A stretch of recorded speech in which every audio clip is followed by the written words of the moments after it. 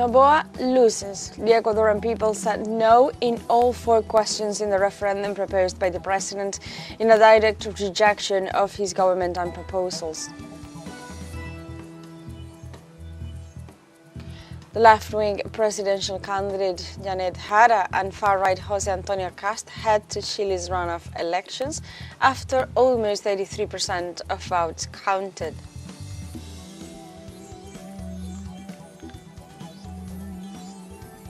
In Bangladesh, the International Crimes Tribunal of Dhaka has sentenced former Prime Minister Sheikh Hasina to death for crimes against humanity over her government's management of student-led protest in 2024.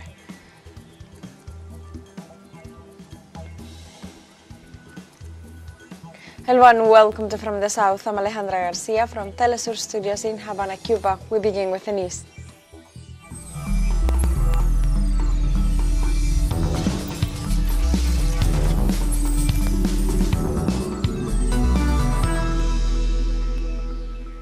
In Ecuador, the first preliminary results released by the National Electoral Council showed rejection in all 4 questions of the popular consultation and referendum. With more than half of the votes counted, the largest gap is in the referendum on drafting a new constitution, where the no vote leads with 60.8%.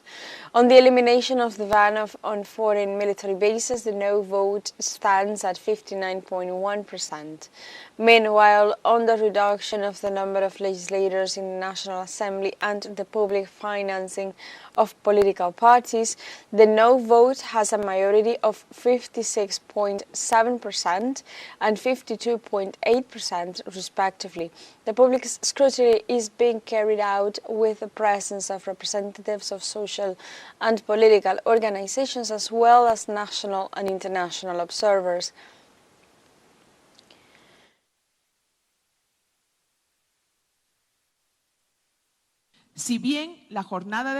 Although voting has concluded, the transmission of results will begin at approximately 7 p.m. This is because the polling stations must classify, count, and generate the records so that they can subsequently be processed and published.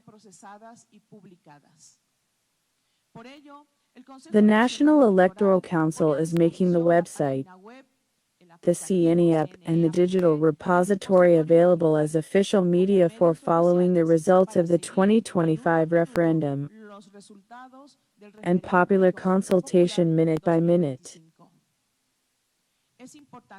It is important to emphasize to the public that it is necessary to update the CNE app on mobile devices. In this regard, we reiterate our call to political and social organizations, observation missions, the media, and the general public to stay informed through the institutional media of the CNE, the only institution responsible for announcing the results. In this context, the president of the Citizens' Revolution Party, Luisa González, pointed out that the result of the referendum marks the unity of the Ecuadorian people in rejecting Daniel Noboa's neoliberal measures. And today, with that vote, it is clear that the security of the state and the future of this country does not depend on a constitution that they want to change to make Ecuador the Noboa Corporation. It depends on a government that knows how to work with conscience, with love for the country, and not for its pocket or for its corporation. And in the fight against crime and the mafias, they say that is the constitution that does not allow them to control the mafias. When the prisoners have come out dressed as a military by the main door, when they inaugurate a maximum security prison of 35% to make a show, and they make fun of us, when they have just captured people with the same constitution that has shown that what they are looking for is to manipulate us, but the Ecuadorian people reacts and makes up and says, Noboa, no, this country is dignified people.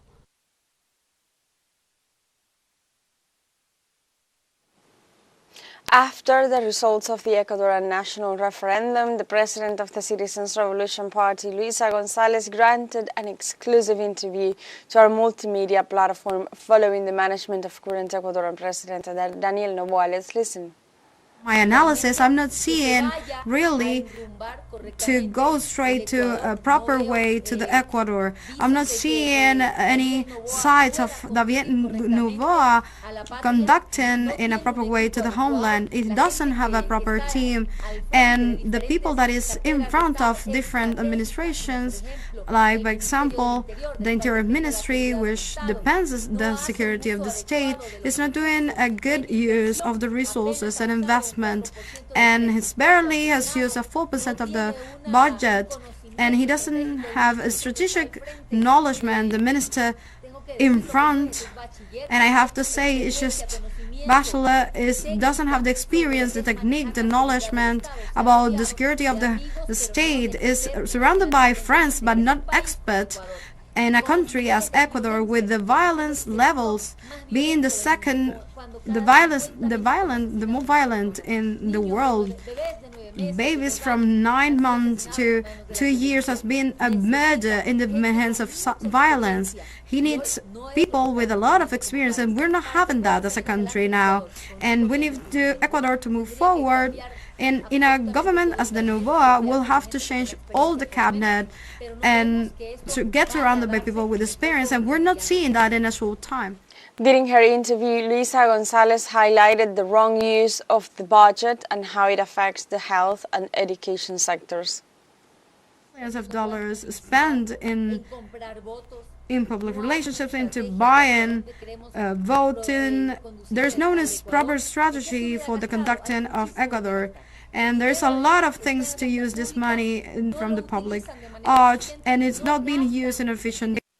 They're not doing the proper use, but on the top of that, to pay the debt of the dialysis unit, we have more than 1,000 of renal patients in the dialysis clinics, and the next could be also to fix the educational infrastructure. We have more than 4,000 young adults that go out of the educational system, and we know now that the 60% that the criminal bands are formed by young persons. To rescue them is fundamental. We could have get the medicines to save life from the Ecuadorians. Almost the half of the population is from poverty to extreme poverty, going to the public hospitals, and as a result, we don't have even syringes. There are no meds. That's the proper use of the resources. The infrastructure from the streets, we have more and more deaths by traffic accidents because of the infrastructure. The roads and the state highways are reducing. The 60% did fail, and more. We have more ideas of investment, but they don't have how to manage the state. They only know about propaganda, and that's why the entire Ecuador is saying no to Ecuador, is saying against it, and is an abrupt fail what this government has now after this whole investment into the campaign. And we stay in Ecuador. The no vote that won in the referendum promoted by President Daniel Noboa sparked euphoric celebrations in Ecuador's major cities such as Quito and Guayaquil. Social organizations called on citizens to celebrate the triumph of the no as a victory for democracy and the 2008 constitution. Opposition leaders were quick to interpret the results as a clear message from the electorate to the president, whom they accuse of attempting an authoritarian shift. This result marks an unavoidable turning point for the Noboa administration, forcing it to radically rethink its political and governing strategy.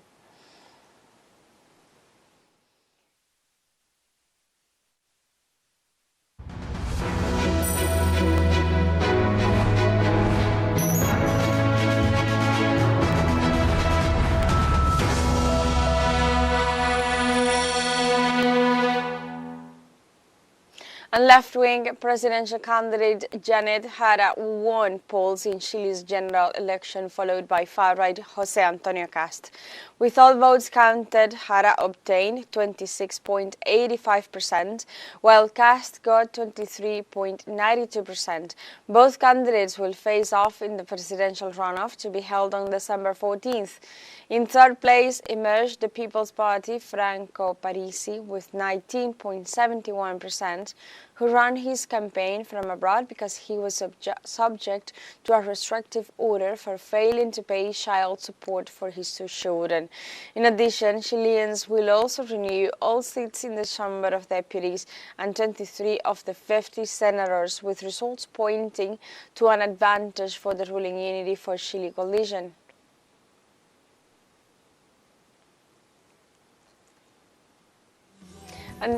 And now we have a short break coming up, but first remember you can join us on TikTok at teleSUR English, where you'll find news in different formats, news updates and much more. We'll be right back, stay with us.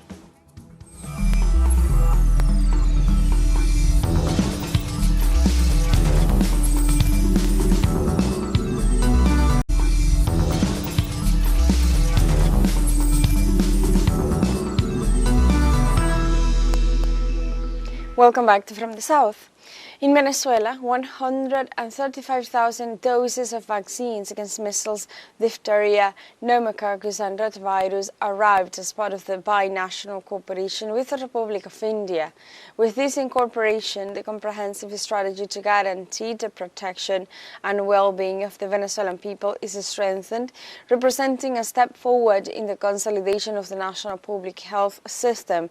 In this sense, the authorities emphasized that this action is part of the diplomacy of peace and the cooperation agreements that Venezuela has with sister countries. It should be noted that Venezuela and India have also signed agreements in the digital sphere aimed at strengthening technological development in key sectors such as education, government management and healthcare.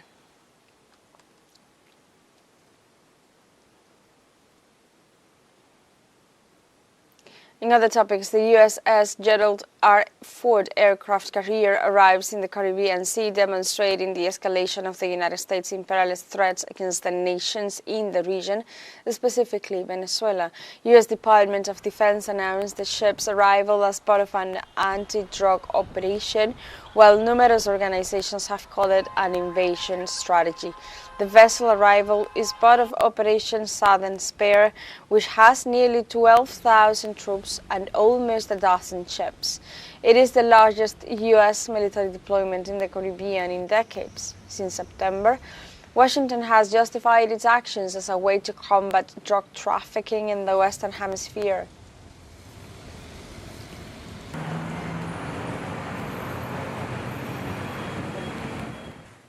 And we go to the United States. On Sunday, firefighters based in southeastern Texas battled a blaze at a decommissioned power plant that sent large plumes of smoke into the air.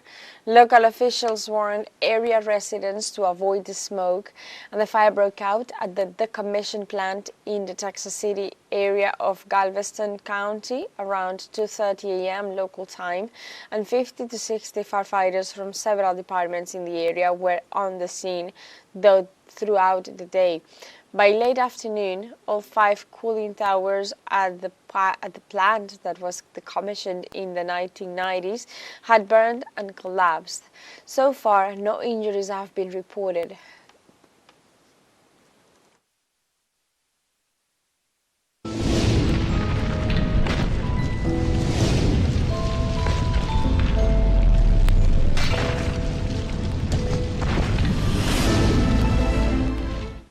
And in Santiago, Cuba, the delivery of international solidarity aid began to families affected by Hurricane Melissa.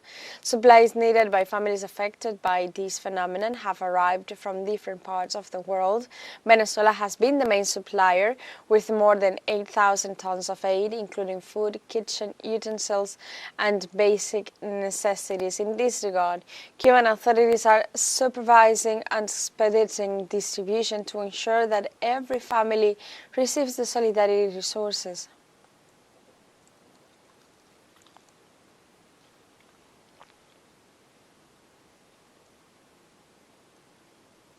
Tens of thousands of Filipinos gathered Sunday in Manila in the largest rally so far to demand accountability for a flood control corruption scandal that has implicated powerful members of Congress and top government officials, following the discovery that thousands of flood defense projects across the typhoon-prone country were substandard, incomplete or non-existent. Various groups protested in the face of these conditions. The Philippines has lost $15.09 billion to corruption in flood control projects over the last 2 years.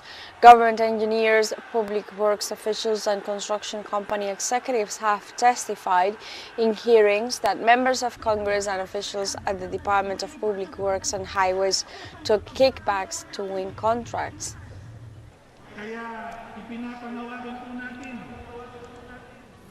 And now we have a short break coming up before we invite you to join us on Facebook, to visit our Facebook page at teleSUR English. There you'll be able to watch our top stories, special live coverage and much more. Follow our page and activate the notification button to stay up to date on the world's most recent events. Fun short break. We'll be right back.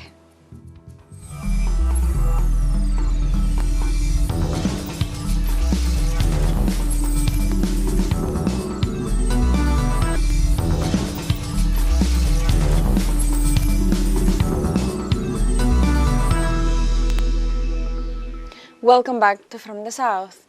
In Bangladesh, the International Crimes Tribunal of Dhaka has sentenced former Prime Minister Sheikh Hasina to death for crimes against humanity over her government's management of student-led protests in 2024. The ousted politician was on trial in absentia since she fled the country in August last year, living in neighboring India. Three-judge bench of the country's International Crimes Tribunal in Dhaka convicted Hasina of crimes including incitement, orders to kill, and inaction to prevent atrocities, as she is accused of oversaw a crackdown on student-led anti-government protesters last year that left at least 1,400 people dead. Hasina had pledged not guilty to the charges and alleged the verdict was biased and politically motivated. The country's former Home Minister Asaduzzaman Khan Kamal and was also awarded the death penalty. Following their sentences, the Foreign Ministry of Bangladesh issued a statement calling on India to immediately hand over both convicted, stating that failing to comply would be a grave unfriendly act.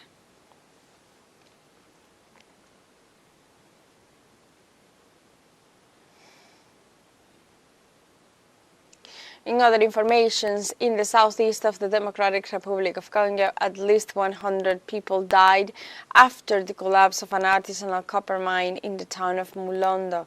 Artisan miners' associations confirmed the death toll of 100 and reported dozen missings. While the official version attributes the collapse to heavy rains, civil organizations allege that soldiers guarding the site opened fire on the miners, causing the collapse. Also, the Minister of the Interior of Lualaba, Roy Kaumba, confirmed that search operations are continuing to establish a definitive toll of victims.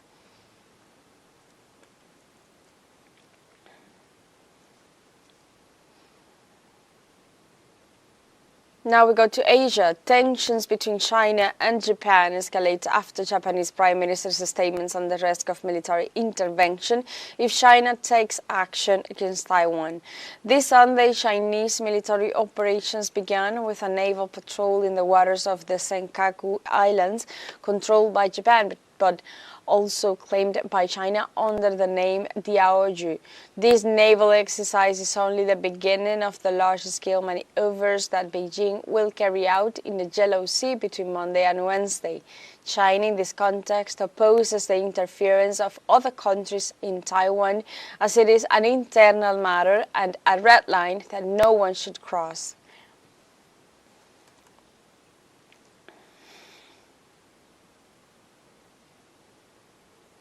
Now, and we stay in China, the Chinese Army Navy's Type 076 Sichuan amphibious assault ship completed its first sea trial.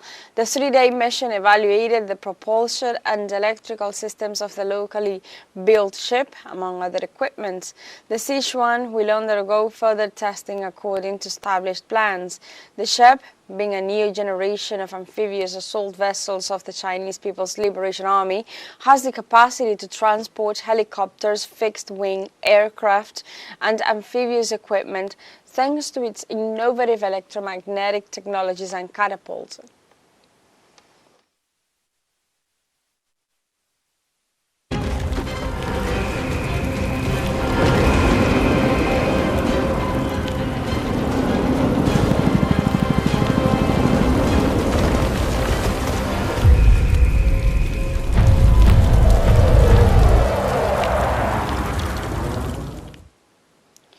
In Palestine, excavation crews returned empty-handed from the eastern outskirts of Gaza City on Sunday after a full day of searching for the last remaining bodies of Israeli hostages.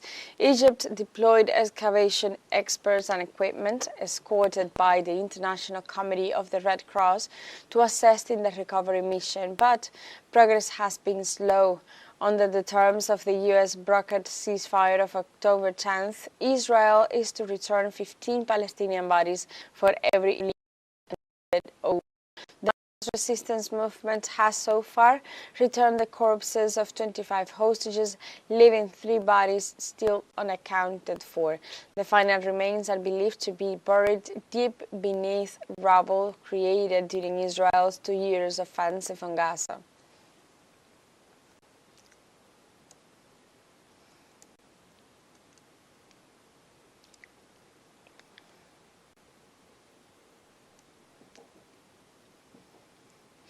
Like this, we have come to the end of this news brief. Remember, you can find these and many other stories on our website at telesurenglish.net. Also, we invite you to join us on social media, Facebook, X, Instagram, Telegram, and TikTok as well. And before saying goodbye, we'll leave you with some special images that seek to unite the Venezuelan and Latin American people. For TeleSUR English, I'm Alejandra Garcia. Thank you for watching.